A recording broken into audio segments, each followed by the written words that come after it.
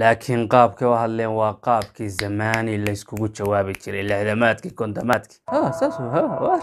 waa qosliya marka eray cayg ninkan ka soo baxo waa nin dhadiga kulaha la xawla wala quwwata oo dhadig waana dhashay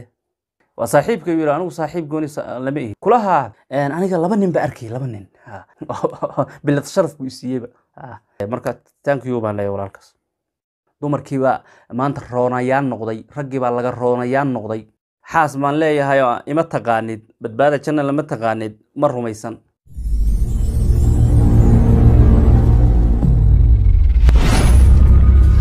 السلام عليكم ورحمة الله وبركاته بعدنا بركيسنا وكسر هذا مقال كن الدنيا دو وحول بيلة شوكتها مالين بوا مذب كذا إيوه جبي دعية دبا ولالك نك أضيق هاي الصوماليات بريها مقاحدة السوشيال ميديا أيوشد نايد وبشد انتهيبا أو تقاننا فرحاس لسفيان إلا ننكو وابا إسوق غليبا يعني جواب إلا إسوسيي أنو دي مركا أنقف أن فلنقين يا رنتيس يعني مردي بسنة إنو سو جوابه ووحا لغا فلنقين يا وجوابا كبحيا أما وكهد لا أما قفكو إسك الدفاع هو نورمال نرش عادي أنو سيداس وسود ويني الحمد لله لكن wax aan fiicnayn oo bulshada ku xun ayaa waxa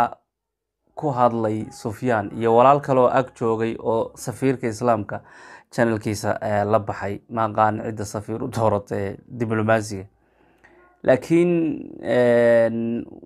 xalay baan u maleynayaa ayaa muuqaaladii ugu dambeeyay aan soo galiyaan commentiga qaar fiirinay marka isheedu waxay qabatay walaalo dhahaya ma ka soo jawaabtay gafku ku geystay safiirka islaamka ama san waan yaaba waxaan iri arrinta sheegayaan waa maxay waan baaray waan soo arkayba muuqaal shimbiri ka hor labadaas walaal ku wada jiraan oo aniga nin kale ay uga waramayaan oo shiina culil yiraahayda ayaan arkay marka muuqaalkaas rabeenaa ka jawaabo waxayna ka hadlayaan muuqaalkii hore ee 2 isbuuc arrintu markay soo bilaabaysay aan kaga hadlayay walaalkaas iyo afartii saxaas